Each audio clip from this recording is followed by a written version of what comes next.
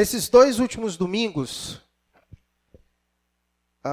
em que fizemos exposição dos capítulos 1 e 2 do livro de Neemias, nós aprendemos que Deus tem chamado para cada um de nós. Ou seja, há expectativas de Deus que pesam sobre nós, expectativas que pesam sobre nós a serem respondidas positivamente diante de Deus. Nós aprendemos que nossa vida, enquanto aqui nessa terra, ela não pode ser encarada meramente como o cumprimento das nossas obrigações triviais diárias, coisas que a gente faz no nosso dia a dia e que se torna comum em praticamente a nossa vida. Nós aprendemos que a razão de Deus não nos ter levado subitamente quando Ele nos salvou é porque certamente Deus tem propósitos para nos usar nesta terra, neste mundo. Nós vimos nos sermões passados que para isso é necessário nós praticarmos 2 características essenciais e que são marcas distintas de todo cristão autêntico. Os irmãos lembram quais foram? Qual foi a primeira? Compaixão. E a segunda? Uma palavrinha com 2 letras? Fé. Nós aprendemos no capítulo 1 sobre compaixão e no capítulo 2 sobre fé. Essas 2 características são essenciais e também são marcas distintas de todo cristão autêntico, compaixão e fé. Se nós desejamos ser usados por Deus, nós precisamos desenvolver compaixão e fé. Nós vimos isso no capítulo 1, Neemias desenvolvendo compaixão. Nós vimos que Neemias ele ficou sabendo da situação do seu povo. Ele viu que o povo estava numa situação de miséria, de calamidade. A cidade de Jerusalém estava destruída. E o texto vai dizer no capítulo 1 que quando Neemias soube desta situação, ele se comoveu. Ele sentiu compaixão. Aprendemos que compaixão é colocar o nosso coração na miséria do outro. E nós aprendemos que Neemias se compadeceu, mesmo estando ele vivendo em uma situação muito boa. Porque no contexto, Neemias era o que do rei? Copeiro. E nós aprendemos que ele exercia uma função de muita estabilidade, de muitas regalias. Então, enquanto o povo estava vivendo numa situação difícil, Neemias estava sendo copeiro de Deus, vivendo no palácio real, obviamente desfrutando de todos os benefícios de viver no palácio real. Mas aprendemos que Neemias sentiu compaixão. Neemias sentiu compaixão pela situação de miséria dos outros. E isso fez com que Deus lhe usasse para ajudar aqueles que estavam na miséria. E nós aprendemos que Deus, ele também agiu com compaixão conosco. Essa é uma característica distinta do todo cristão, porque o nosso Deus também é um Deus de compaixão. Ele olhou para nós, viu o nosso estado de miséria, então ele veio para nos tirar dessa condição de miséria. E Deus deseja também nos usar para isso. Mas para isso nós precisamos olhar além da nossa miséria, porque quando nós olharmos além da nossa miséria, nós iremos perceber que muitas outras pessoas se encontram num estado de miséria ainda maior do que a nossa. Nós aprendemos também no capítulo 2 sobre fé. Como foi essencial para Neemias ser usado por Deus. Nós aprendemos 4 características de fé, da fé de Neemias, expressa no capítulo 2. Nós aprendemos que Neemias teve fé primeiro para quê? Para esperar. Aprendemos que Neemias teve fé para agir.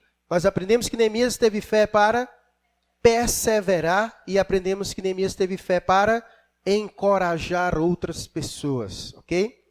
E hoje nós aprenderemos mais uma vez com Neemias e hoje sobre a terceira característica essencial para fazermos diferença no mundo em que vivemos. Coloca aí, Lucas, por favor. Humildade. Hoje nós aprenderemos sobre essa terceira característica essencial para fazermos diferença no mundo em que nós vivemos. Humildade. Vamos ler o texto. Neemias, capítulo de número 3. Então, se dispôs Eliasibe, o sumo sacerdote, com os sacerdotes, seus irmãos, e reedificaram a porta das ovelhas, consagraram-na, assentaram-lhe as portas e continuaram a reconstrução até a Torre dos 100, a Torre de Ananel. Junto a ele edificaram os homens de Jericó. Também ao seu lado edificou Zacu, filho de Inri. Os filhos de Hassenaá edificaram a porta do peixe. Colocaram-lhe as vigas e lhe assentaram as portas com seus ferrolhos e trancas. Ao seu lado reparou Meremote, filho de Urias, filho de Cós. Junto deste reparou Mesulão, filho de Berequias, filho de Mesezabel, e cujo lado reparou Zadok, filho de Baaná. Ao lado destes repararam os tecoístas. Os seus nobres, porém, não se sujeitaram ao serviço do seu senhor. Joiada, filho de Pazéia, e Mesulão, filho de Bezodias, repararam a porta velha. Colocaram-lhe as vigas e lhe assentaram as portas com seus ferrolhos e trancas. Junto deles trabalharam Melatias, Gibeonita, e Jadom, Meronotita, homens de Gibeão e de Mispa, que pertenciam ao domínio do governador de além do Eufrates.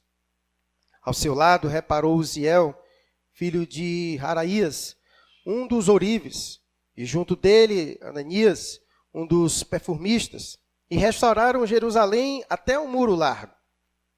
Junto a estes trabalhou Refaías, filho de maioral da metade de Jerusalém. Ao seu lado reparou Jedadias, filho de Hamarumaf, defronte da sua casa. E ao seu lado reparou Atos, filho de Razabneias. A outra parte reparou Malquias, filho de Harim, e Hassub, filho de Paat-Moabe, como também a torre dos fornos. Ao lado dele reparou Salum, filho de Haloés, maioral da outra meia parte de Jerusalém, ele e suas filhas. A porta do vale reparou Anum, e os moradores de Zanoa edificaram-na e lhe assentaram as portas com seus ferrolhos e trancas, e ainda 1000 côvados na muralha, até a porta do monturo. A porta do monturo reparou a Malquias, filho de Recabe, maioral do distrito de Bet-Jaquerém. Ele a edificou e lhe assentou as portas com seus ferrolhos e trancas.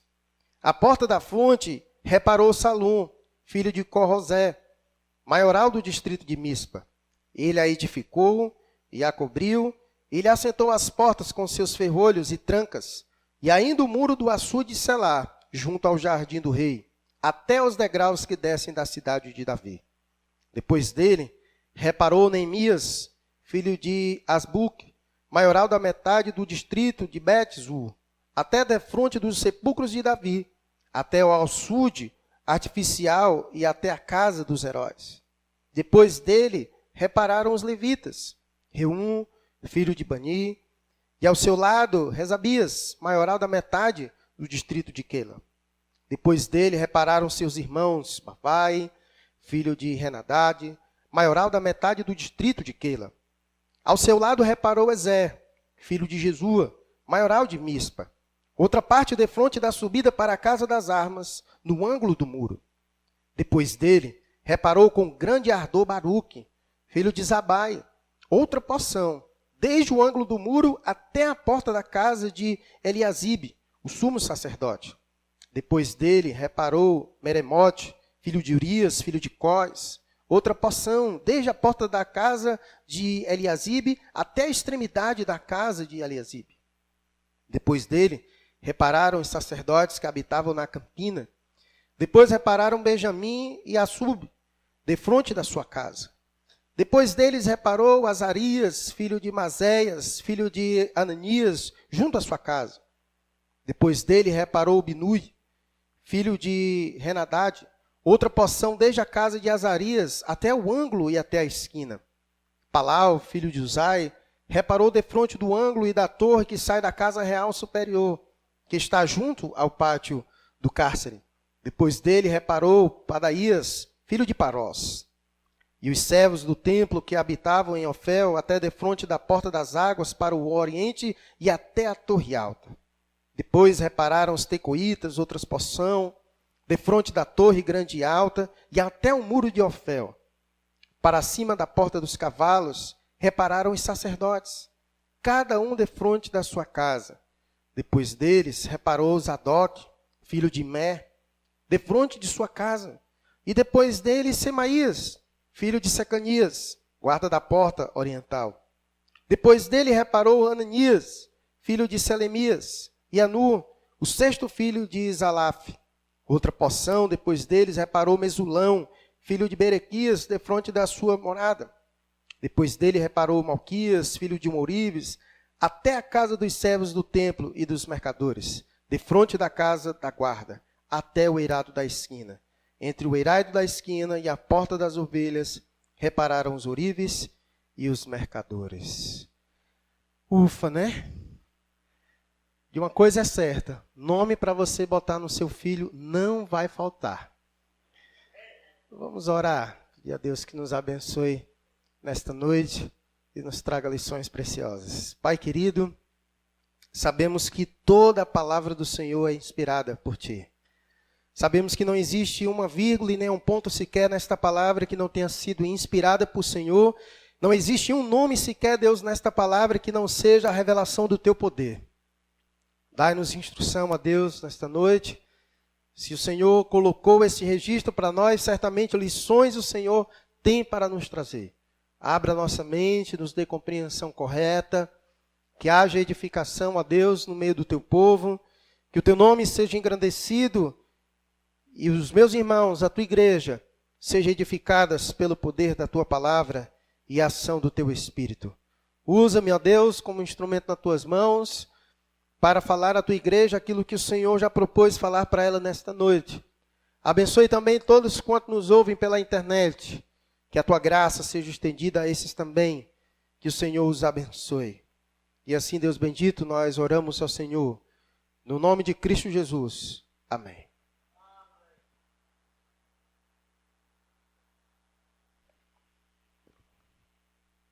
Eu falei que hoje nós iríamos aprender a terceira característica essencial e marca distinta de todo cristão. Qual é mesmo? Humildade. Em um mundo de exuberância, glamour e pompa, a arrogância, a altivez de espírito, a prepotência, a soberba e a independência têm esmagado a humildade. É como se vivêssemos em um mundo onde não há espaço algum para os humildes. Nós vivemos em um mundo onde a humildade ela é contrário à perspectiva de vida que reina e governa o mundo em que nós vivemos. Nós vivemos num mundo em que prega o que vença o melhor. E os humildes, eles não têm vez. Porque diante da seleção natural, o maior ele devora o menor. E não há espaço para humildes, não há espaço para humildade. Assim como as demais características já apresentadas aqui, tanto a compaixão e a fé, que são marcas distintas de todo cristão genuíno, a humildade também não poderia deixar de ser uma marca que nos distingue, que distingue todo cristão, a humildade. Jesus disse, aprendei de mim, que sou manso e humilde. Se você é cristão, e ser cristão é ser semelhante a Cristo, então você tem que ser humilde. Neemias teve êxito em suas realizações, porque ele teve humildade. Sem humildade, Neemias não teria chegado a lugar nenhum. Se não vejamos, segure que a gente vai já para a exposição do texto. Diante do grande desafio à frente de Neemias, Uma coisa ficou muito evidente na exposição dos 2 capítulos anteriores. Neemias reconhecia que em si mesmo ele não tinha capacidade para obter sucesso diante de tal desafio. Qual era o desafio que estava diante de Neemias? Reconstruir a cidade de Jerusalém e ajudar os seus irmãos. Então, diante desse desafio, nós aprendemos e conseguimos perceber claramente nos últimos 2 capítulos que Neemias, ele reconhecia que ele não tinha capacidade para obter sucesso diante de tal desafio. Então, humildade, em primeira instância, é você reconhecer sua limitação. É você reconhecer sua limitação e reconhecer também a sua dependência para a realização de algo ou de alguma coisa. E isso é o contrário, irmãos, de autossuficiência. Autossuficiência é aquele sentimento e aquela sensação e aquela postura de que você não precisa de ninguém para a realização de alguma coisa. Você se basta, você bate no peito e diz, eu me garanto. E você não precisa de ninguém. O pessoal só se cutucando, né? Humildade, em primeira instância, é isso.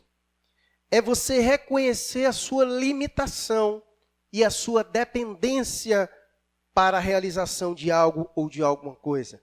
E isso é contrário à autossuficiência. No capítulo 1, o que Neemias fez quando soube da situação de Jerusalém e dos seus irmãos que lá se encontravam? O que foi que Neemias fez? Chorou, lamentou, jejuou e orou. Qual foi o conteúdo da oração de Neemias? Ele pediu a Deus que o ajudasse. Neemias, ele orou a Deus quando ele soube da situação dos seus irmãos. Neemias orou a Deus, pedindo a Deus que lhe ajudasse para que ele pudesse conseguir ter êxito diante desse desafio. Então perceba a humildade de Neemias. Ele reconheceu diante do desafio que ele sozinho não tinha capacidade em si para ter sucesso diante do desafio. Então ele ora a Deus e pede ajuda a Deus. No capítulo 2, Neemias acha favor do rei para ajudar os seus conterrâneos, para voltar para Jerusalém. Mas Neemias deixou muito bem claro que o rei só o ajudou porque a boa mão de Deus estava com ele. O Deus dos céus foi quem lhe deu bom êxito. E Neemias atribui toda a honra e toda a glória ao Senhor, pois ele bem sabia que sem Deus ele nada podia fazer. Isso é humildade, meus irmãos. Isso é humildade. Deus quer nos usar. Isso é certo. Deus quer nos usar. Mas é preciso haver em nós o quê? Humildade. Pode ter certeza, meus irmãos, que a ruína dos muitos intentos nossos é a falta de humildade. O nosso insucesso é medido pela ausência de Deus em nossos projetos. Muitas vezes nós assumimos uma postura de independência e de autossuficiência. Muitas vezes as nossas orações não é como a oração de Neemias. Deus me ajude. Muitas vezes a nossa oração ela é apenas na finalidade de comunicar a Deus. Muitas vezes nós oramos não para pedir a Deus ajuda, mas para comunicar a Deus alguma coisa que a gente vai fazer ou que a gente quer realizar. Mas a gente não se coloca diante de Deus antes de pensar em fazer alguma coisa, colocando a Deus, Senhor, me ajude, porque eu sei, Deus, que sem o Senhor eu nada posso fazer. Muitas vezes nós oramos não como Neemias. Às vezes a gente vai a Deus só para comunicar a Deus aquilo que a gente vai fazer, como se nós, em si mesmos, fôssemos capazes de colocar em prática todos os nossos sonhos, todas as nossas realizações, todos os nossos desafios. E muitas vezes é essa postura que nós assumimos. Eu concluo essa primeira parte dizendo, Deus concede graça aos humildes e ele se opõe aos soberbos. É isso que Tiago diz no capítulo 4, no versículo de número 6. Amados, toda descrença neste mundo é uma ofensa a Deus. Sabe por quê? Porque toda descrença é uma relutância visível do não reconhecimento da total dependência de Deus. É por isso que Deus, ele se opõe aos descrentes. Porque os descrentes, quando não se achegam a Deus, é como se eles estivessem dizendo: nós não precisamos do Senhor.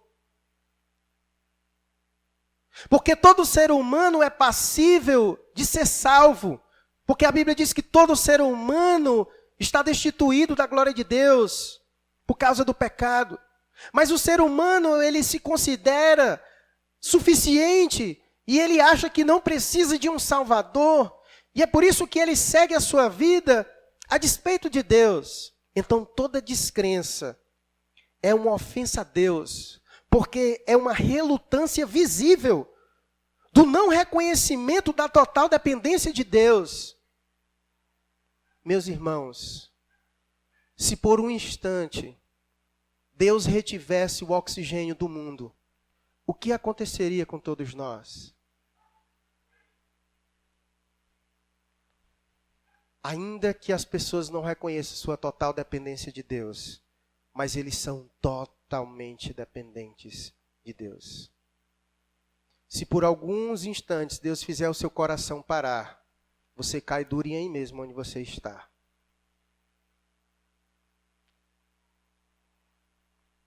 Toda descrença é uma relutância visível do não reconhecimento da total dependência de Deus, enquanto a conversão é o oposto.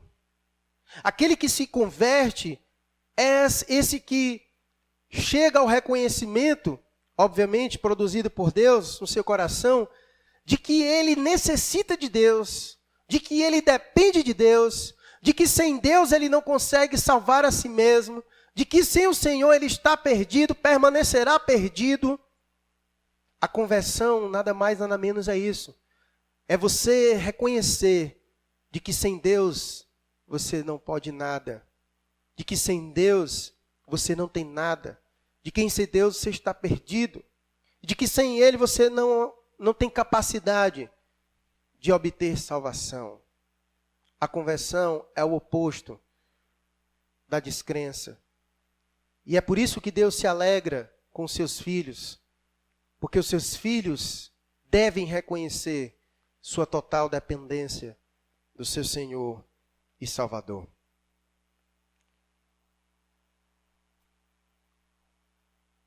Talvez diante de um texto como esse, você se pergunte que lições nós podemos tirar para as nossas vidas. Eu poderia falar aqui sobre portas, estava até brincando com o Gabriel. O texto fala bastante sobre portas, poderia falar sobre o significado dos nomes, muitas coisas. Poderia falar como Deus se importa com as pessoas. Deus fez questão de registrar os nomes dessas pessoas para que elas não fossem esquecidas, porque a palavra de Deus diz que onde passar os céus e a terra, mas essa palavra não passará. Esses nomes foram eternizados. Deus fez questão que todas as gerações conhecessem esses nomes, até meio estrambólicos para a gente, mas Deus fez questão que todas as gerações lembrassem desses homens. Veja como Deus se importa. Aquilo que a gente faz para Deus não é em vão. Esse capítulo 3 é o relato de vários homens, de várias famílias, que se colocaram à disposição de Deus para reconstruir Jerusalém. Deus não esquece aqueles que colocam-se à disposição de Deus. Por isso que Paulo vai dizer em 1 Coríntios 15, 58, que aquele que faz a obra de Deus não faz em vão. Todo o trabalho é para Deus e nunca é em vão. Por isso nós precisamos ter abundância de servir ao Senhor, porque certamente seremos recompensados nesta vida ou na do porvir. Nós já temos aprendido aqui na igreja que um dos galardões se dá justamente por isso, pelas nossas obras, pela nossa dedicação em fazer diferença neste mundo para a glória de Deus. Perceba como Deus dá importância. A maioria de nós, quando se depara com textos como esse, em suas devocionais, sabe o que é que faz? Pula logo. Vixe, muito nome. Talvez quando você estava lendo comigo o texto, você ficou enfadado, porque nós não temos o hábito e o costume de ler nomes. Isso é importante para Deus.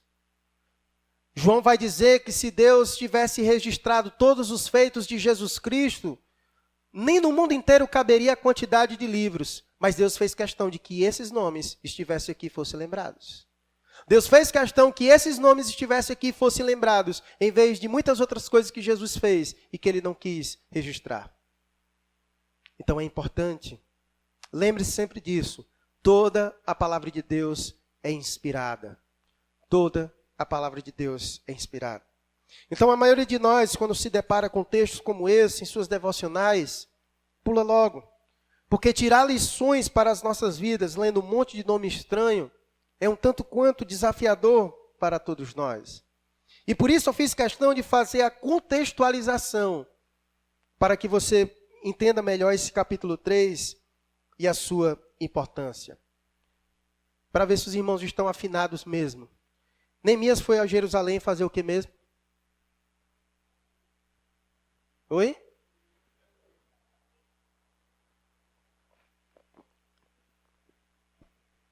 Ele foi ajudar os seus irmãos. Nós vimos no capítulo 2 que Neemias teve fé para fazer o que com seus irmãos? Encorajá-los. Neemias teve fé para encorajar os seus irmãos a saírem do opróbrio em que eles viviam. E sabe por que Neemias foi lá e teve fé para encorajá-los?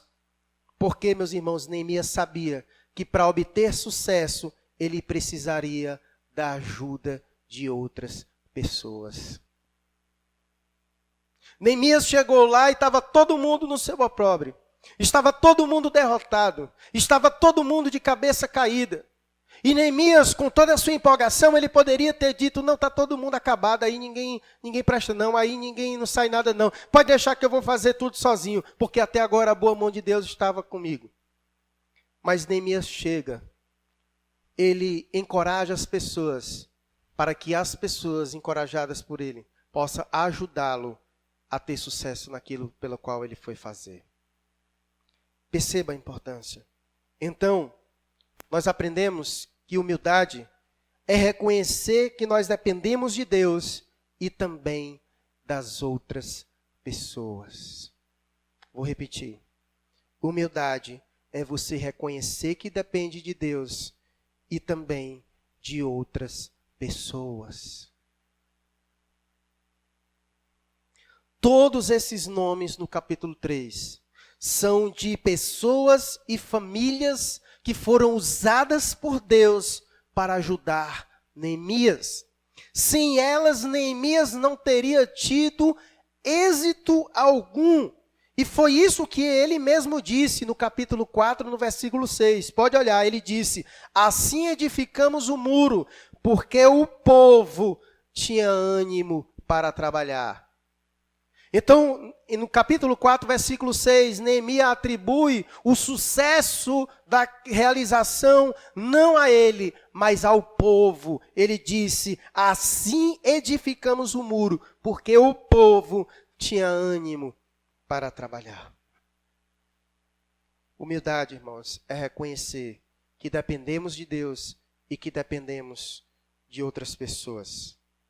Meus irmãos, você já ouviu pessoas dizerem assim, eu não preciso de ninguém, só de Deus? Já ouviu alguém dizer isso? Eu não preciso de ninguém, só de Deus. Essas pessoas pouco sabem que quando Deus age em nosso favor, na maioria das vezes, meus irmãos, quando Deus age em nosso favor, Ele usa outras pessoas como extensão dos seus braços para nos abençoar. Então, quando você rejeita a ajuda de alguém, quando você diz que não depende de ninguém, é como se você também não estivesse dependendo de Deus. Porque muitas vezes Deus não vai descer do céu para acudir você. Ele vai enviar pessoas para ajudar você. Ele vai enviar pessoas para ajudar você. Eu não sei se os irmãos conhecem aquela história de que, acho que não é verdadeira. O pessoal conta, né? Para ilustração. Que o homem estava na cidade e a cidade ela recebe uma grande tempestade e a cidade ela fica numa tremenda enchente. E as pessoas começam a evacuar a cidade, todo mundo indo embora, porque a cidade estava sendo alagada. E um homem muito espiritual, ele disse, eu não vou embora, porque eu tenho fé de que Deus vai vir me ajudar. E o homem então fica lá e as pessoas indo embora e a situação já estava complicada e as pessoas passando e batendo na porta dele, vamos embora com a gente te dar carona. E ele, não, Deus vai vir me socorrer. E a enchente começa a aumentar e ele com a sua família, então ele sobe no eirado da sua casa e aí, então passa mais uma pessoa num bote para tentar salvá-lo. Vamos, e ele, não, Deus vai vir me salvar. Ao ponto de que a polícia passa no helicóptero e lança a boia para ele, vamos, e ele, não, Deus vai me salvar. Final da história, o homem morre, e na presença de Deus ele pergunta, Senhor, o Senhor não foi me acudir? E o Senhor diz, rapaz, eu enviei tantas pessoas para lhe ajudar. Enviei tantas pessoas para lhe chamar, enviei bote, enviei helicóptero, tantas coisas. Muitas vezes nós somos assim. Quando alguém diz, não, eu não preciso de ninguém, só de Deus, na verdade você é autossuficiente, é isso que você quer dizer. Porque Deus não vai descer do céu para atender os seus caprichos. Deus muitas vezes vai usar pessoas para lhe ajudar. E Deus quer trabalhar a humildade no seu coração, recebendo a ajuda de outras pessoas. Amado, ser dependente faz parte da nossa constituição. Faz parte de quem nós somos. Nós somos e seremos eternamente dependentes. Não ache que vai chegar um momento da sua história, nem agora e nem da do porvir, em que você vai bater no peito e vai dizer, eu não preciso nem de Deus. Nunca vai haver isso. Isso faz parte de quem nós somos. Nós somos e seremos eternamente dependentes. O único ser no universo que é totalmente independente, esse é Deus. E isso é o que o distingue como o Criador de nós, suas criaturas. Portanto, esse espírito de independência que reina no estômago de todo ser humano, na verdade, ele é alimentado pelo maligno desde o Éden. Os irmãos lembram como foi que Satanás tentou Eva? Ele tentou ela com a promessa de que se ela comesse do fruto, ela seria como quem? Como quem? Como Deus. E quem é o único ser independente? Deus. Ou seja, Eva caiu na tentação de ser independente como Deus. Ainda que o Senhor chegasse para mim, eu sei que Ele não faria isso, obviamente, mas ainda que Ele chegasse e dissesse assim, meu filho, você quer ser independente como eu? Eu diria, não, pai, eu prefiro viver na tua dependência. Eu prefiro não confiar em mim e confiar em ti. Mas Eva caiu na tolice de querer ser independente como Deus. Eva quis dizer, eu não preciso de você se eu for como você. Enquanto para o mundo, dependência soa como fraqueza, para Deus é virtude e louvável. Irmãos, aceite o fato. Eu preciso de você, você precisa de mim, nós precisamos um do outro e todos nós precisamos de Cristo. Aceite o fato. É por essas e outras que igreja é o projeto perfeito de Deus para seus filhos. Sabe por que que igreja é o projeto perfeito para os seus filhos? Eu já disse aqui. Primeiro, você não é igreja, nós somos igreja. Igreja não é no singular, igreja é no plural, é coletivo. Nós somos, você é membro, e a reunião dos membros é que fazem a igreja de Cristo Jesus. E Deus fez justamente por isso, para que houvesse uma necessidade mútua, uma dependência mútua um do outro. A minha mão precisa do meu braço, o meu pé precisa da minha perna. Deus fez isso para que a gente vivesse numa dependência mútua. Por isso que ninguém é o corpo, você é membro. E o membro sozinho, isolado, ele não serve para nada, está perdido, está fora do corpo. Mas o membro no corpo, ele presta para as suas funções. E por isso que o projeto de Deus para a igreja é perfeito para as nossas vidas. Porque cria uma dependência entre nós. A minha mão precisa do meu braço. Cada parte do corpo precisa um do outro. Isso é depender um do outro. Portanto, esse discurso no momento, na atualidade, que diz, não, eu posso ser igreja sozinho na minha casa. Isso é um discurso de autossuficiência. Você quer ser sozinho igreja, você quer ser o pastor de si mesmo, você quer fazer o culto para você mesmo. Você acha que não precisa de nenhum irmão, você acha que não precisa do exercício dos dons de ninguém. Deus nos fez assim, dependentes. E por isso que o projeto de igreja é tão perfeito para as nossas vidas. Obviamente eu não vou fazer a exposição desse texto de nomes, porque a ideia do capítulo 3 é mostrar isso.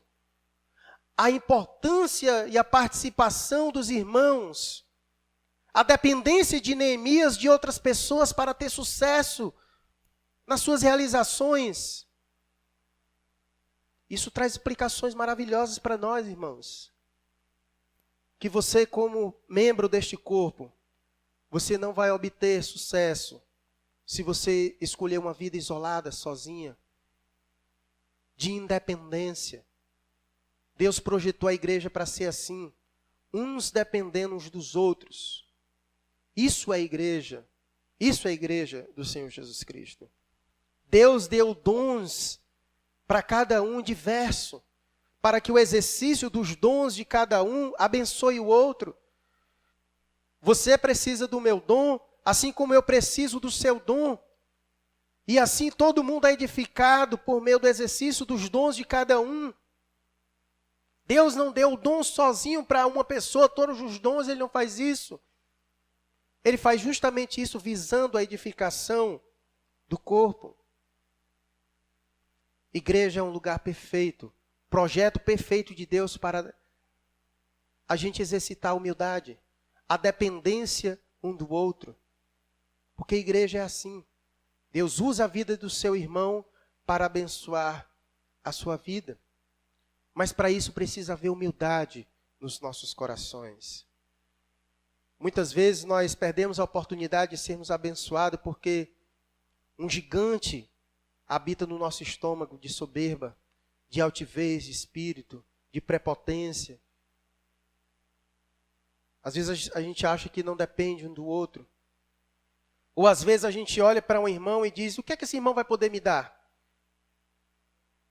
Se eu sou mais inteligente do que esse irmão? O que é que esse irmão pode me oferecer se eu sou mais rico do que ele? A gente acha que a gente é muito suficiente nas coisas. Autossuficiência. E por isso que igreja é um lugar perfeito para Deus trabalhar nas nossas vidas. A dependência. E eu creio que é algo que Deus trabalha muito forte nos nossos corações.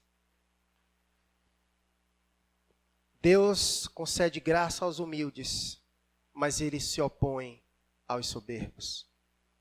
Vou contar um testemunho, e muito provavelmente ele vai estar assistindo, e eu vou falar porque ele já falou aqui na igreja, eu não sei se quantos lembram, mas por onde ele passa ele sempre dá esse testemunho, então sei que não vai ter nenhum problema para isso. Mas os irmãos lembram do pastor Márcio Rocha, pastor da nossa igreja, está no Novo Oriente, com a sua família. E o Márcio, ele disse que travou uma batalha muito grande na sua vida, porque o Márcio dizia que havia um gigante muito grande no seu estômago da altivez de espírito. Ele se achava muito autossuficiente. Ele disse que se tinha uma coisa que era difícil para ele, era ter que pedir alguma coisa a alguém. Ele disse que era muito difícil para ele quando ele necessitava de alguém. Para ele era uma vergonha muito grande quando alguém lhe chegava para prestar alguma coisa. E foi interessante como Deus foi trabalhando na vida dele. Porque quando Deus chamou o Márcio para o ministério, uma das primeiras coisas que Deus teve que trabalhar na vida dele foi humildade. Porque eu disse que a marca visível e distinta de todo cristão é a humildade. E Deus disse que foi quebrando ele. Deus foi removendo dele tudo aquilo que ele se apoiava. Quem conhece a vida do Márcio sabe que houve momentos em que ele esteve bem de vida. Teve empresa, teve algumas coisas, teve condições boas, medianas de vida. E ele disse que Deus foi trabalhando na vida dele de uma maneira extraordinária. Deus foi arrancando tudo aquilo que lhe apoiava, para que ele tivesse necessidade de se encostar em alguém, para que ele tivesse necessidade de pedir ajuda a alguém, para que ele tivesse humildade de receber a ajuda daqueles que olhavam para a sua situação e diziam, você precisa de ajuda. E Deus foi trabalhando isso na vida dele, quebrando, moendo. E ele disse que foi muito doloroso, porque quando os nossos corações são altivos, a dor é grande, e Deus vai quebrando, e Deus vai arrancando as coisas. E muitas vezes Deus pega esse caminho, não quero dizer que Ele vai pegar esse caminho com você. Deus tem suas maneiras diversas para trabalhar com seus filhos, mas de uma coisa certa, Deus lhe quebrará. Deus arrancará de você a altivez de espírito, porque isso não é marca distinta sua. Porque marca distinta sua como cristão é a humildade. É a humildade. Deus tem chamado para cada um de nós. Cada membro é importante. E cada um tem uma função específica. Juntos nós somos mais fortes. Juntos nós conseguimos resistir mais facilmente aos ataques do inimigo, como nós vimos e ainda veremos nessa história, inclusive no próximo domingo. Quer ter sucesso na sua vida? Vou lhe dar essa recomendação. Quer ter sucesso na sua vida? Aprenda a depender de Deus e das pessoas que Ele coloca à sua volta para lhe abençoar. Vou repetir para você não esquecer. Quer ter sucesso? Aprenda a depender de Deus e das pessoas que Ele coloca à sua volta para lhe abençoar. Amém? Eu quero que nesse momento você reflita sobre a sua vida. Ore assim. Talvez a situação que você está passando hoje seja Deus querendo trabalhar isso em você.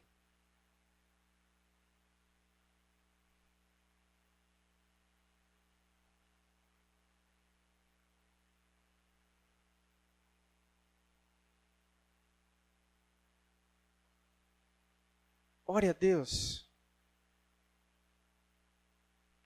Talvez você ainda não conseguiu sucesso naquilo que você intenta fazer, porque você quer fazer sozinho.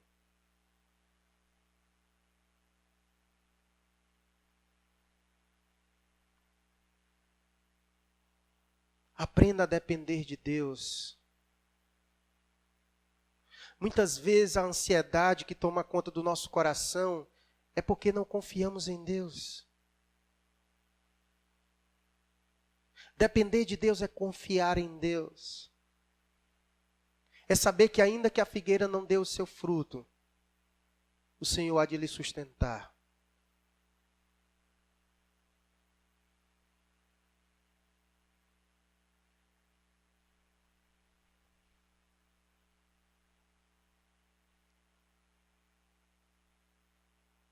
Se Deus tem colocado pessoas à sua volta, é porque Ele quer lhe ensinar a depender delas.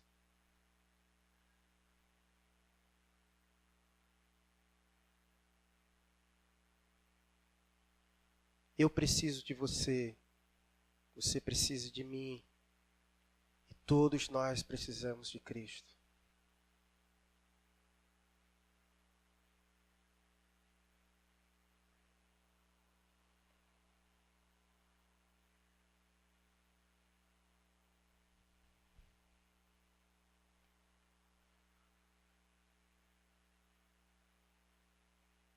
Talvez você entrou hoje aqui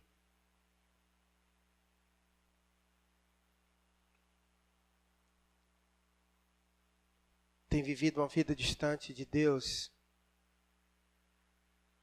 achando que não precisa de Deus, e por isso tem fugido do chamado de Deus para a sua vida.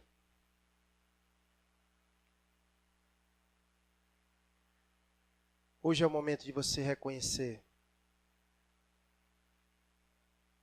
que sem Cristo é impossível você salvar a si mesmo.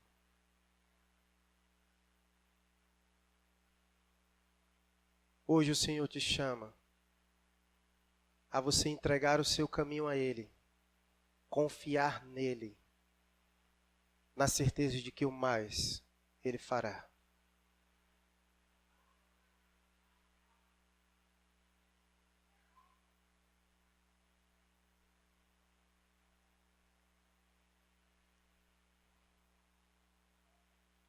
Se Deus tem falado ao seu coração,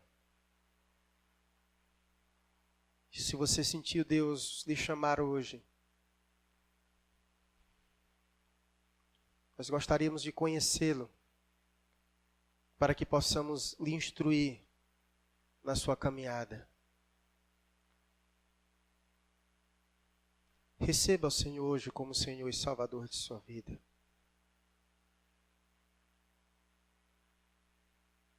Todos nós somos dependentes, necessitados de salvação. E só Cristo é capaz de suprir essa nossa necessidade.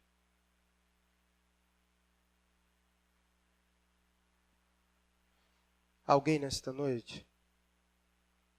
Se houver alguém nesta noite, você pode levantar uma de suas mãos, para que eu esteja orando por você. E no final eu vou lhe procurar para a gente conversar. Alguém nesta noite?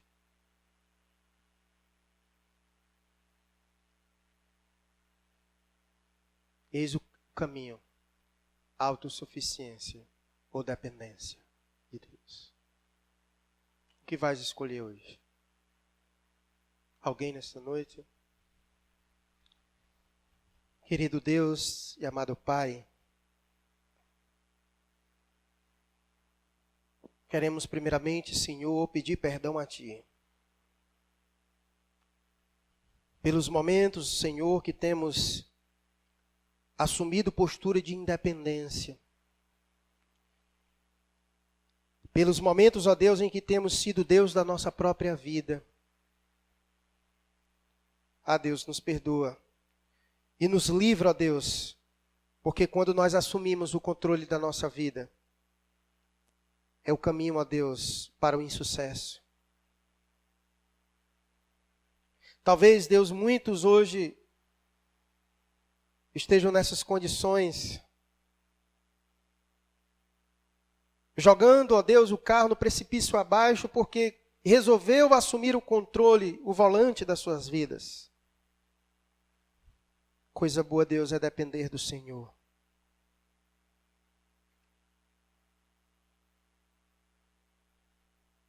Sabendo, ó Deus, que a Tua vontade é que é boa, perfeita e agradável. Livra-nos, ó Deus, deste senso de querer ter o controle absoluto da nossa vida. Pai, se necessário for, quebra-nos, Senhor. Remove, ó Deus, aquilo que temos nos apoiado.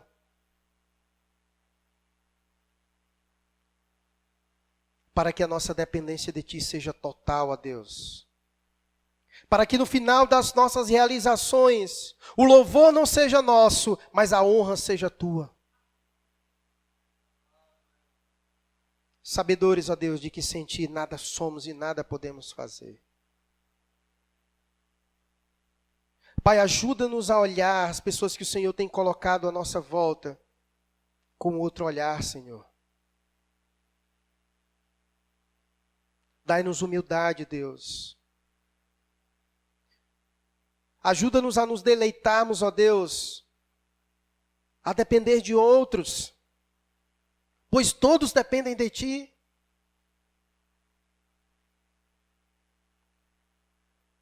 Pai, ensina-nos que depender de alguém não é ser menor, é ser maior.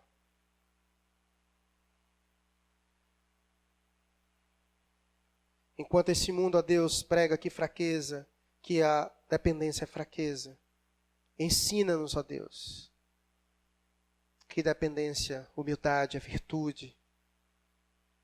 Ajuda-nos a crescer, Senhor. Arranca do nosso estômago, Deus, essa altivez. E nos ensina o caminho do sucesso, da dependência do Senhor e das pessoas que o Senhor tem colocado à nossa volta. E se há alguém aqui hoje, ó Deus, que se encontra distante de Ti, achando, ó Deus, que é possível ter sucesso,